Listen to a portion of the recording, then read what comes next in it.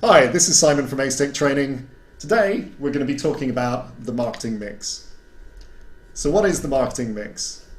The marketing mix is a model based on a commonly accepted definition of marketing by Atack, Halberg and Ross, which says that marketing is all about having the right product in the right place at the right price and at the right time.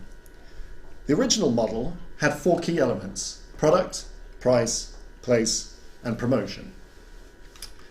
This then evolved into a larger model, which is called the extended marketing mix. This has 7 key elements. It has the original product, price, place, and promotion, but also has new elements of people, process, and physical evidence. So let's look at each of these in turn. First of all, we have product. This is the product or service that you provide. And this is all about what makes your product or service what it is. It's about design, technology, usefulness, convenience, value, quality, things such as packaging, branding, and accessories and warranties. We then have price. There are various different approaches that you can take to pricing your product or service. You have cost plus pricing. This is where you take the total costs of producing and getting your product or service to your customer and add a percentage markup. You have consumer-led pricing, which is about researching your target customer base and providing them with a product or service that you would consider they would find a fair price. You have competitive pricing, which is about supplying your product or service at a price that is competitive with other businesses that are supplying the same product or service to your target market. You have penetration pricing, which is when you're looking to obtain market share in a target marketplace and you enter with a low price, and then once you've obtained that market share, you rise your prices. Then we have skimming. This is almost the opposite of penetration pricing. This is where you have a price that's very high initially for your product or service, and then this reduces over time. It's commonly used by technology companies who have high initial investment in production costs, but then over time, as there's greater uptake on their product, this reduces with the product life cycle. We have premium pricing, which is obviously high pricing to reflect a luxury good or brand. And then we have economy pricing, such as cheap flights. Next, we have the place in terms of elements in the marketing mix. This is how your product or service is found and is able to be purchased by your target customer base. So you may have your product available through wholesalers. You may have your products available through your own store. You may have direct sales as a channel through which you sell your product. You may have online sales, things such as party plans, or make use of mail order.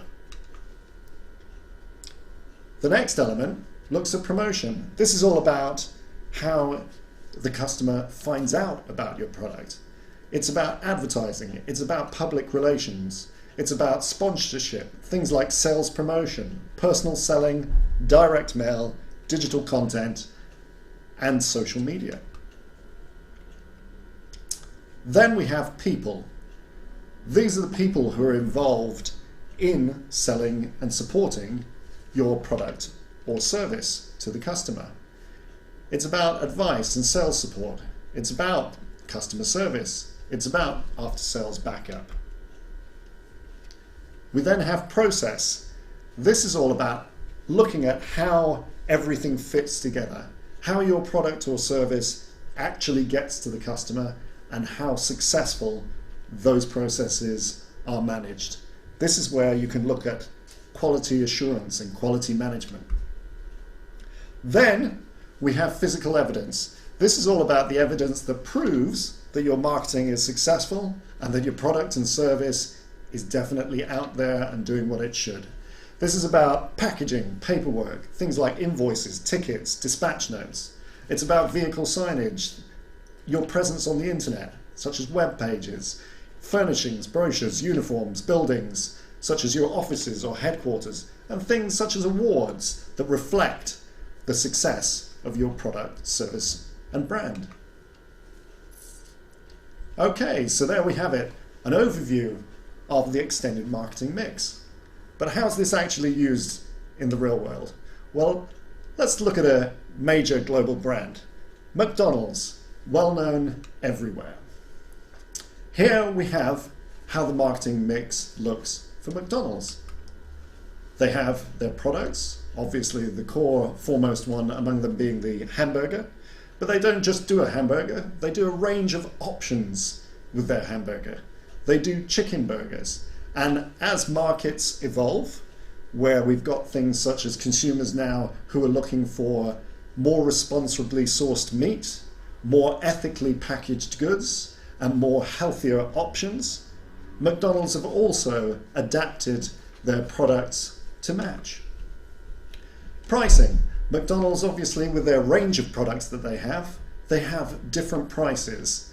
They also work internationally, so they work with multiple currencies, and they will have different pricing for the different countries that they deal with.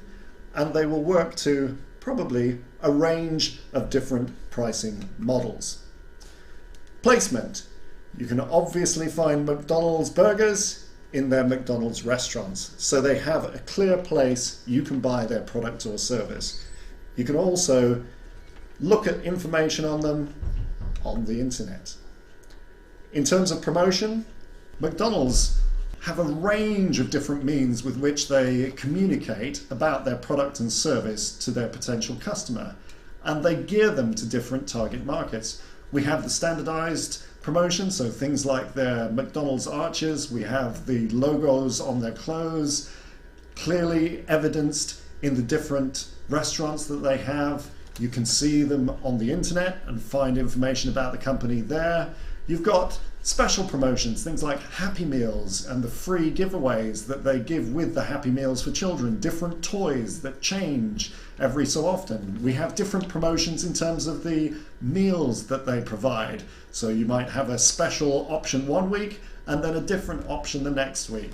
They also advertise free Wi-Fi within their restaurants for business customers or customers who would like to access the internet while they're there. So they have a balance of different promotions to suit the needs of their different target markets. Okay, so the next element that we look at is people. McDonald's have lots of different people involved in the organization who are helping to get their product or service to market. These include management, administration staff, and frontline customer service and sales staff. The next element is process, and McDonald's are a market leader at process engineering. They make sure that they have processes for producing their product, the hamburger. They make sure that they have processes that make it easy for the customer to get access to the food in the way they want. They are a fast food industry, and with having things such as the fast drive-through section, that helps their customer get food quickly. They also have ways of making payments faster as well for the customer, such as contactless, which they have introduced at most of their branches. So overall, they are extremely focused on efficient processes.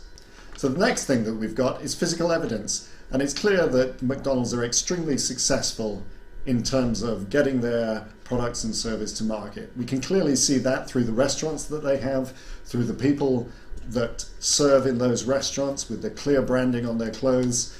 We can see that they've been successful by the fact that their organization is global, by the fact it's used in business case studies, and also by the fact that there is actually a Big Mac index by which the cost of living in different countries is judged by the cost of a Big Mac in those countries. So there we have it. That looks at the application of the 7 Ps as to how they're used in the real world with a global market leader.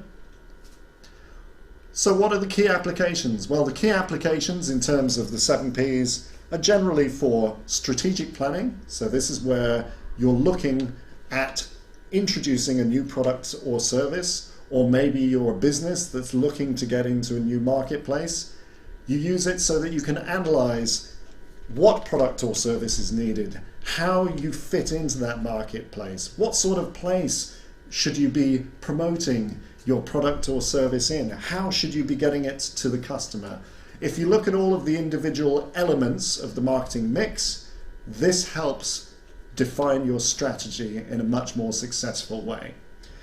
You also have a use in gap analysis. So say you're an existing company and you have a product or service that isn't performing as you'd like within the marketplace. This is where you can look at each element of the marketing mix and see if there is an area where you have gaps or where things are failing, and it helps you to correct this. Okay, so there we have it, the extended marketing mix as an overview. And why do we want to have the marketing mix? So that we can make sure that we have the right product in the right place, at the right price, at the right time. There you have it, the marketing mix.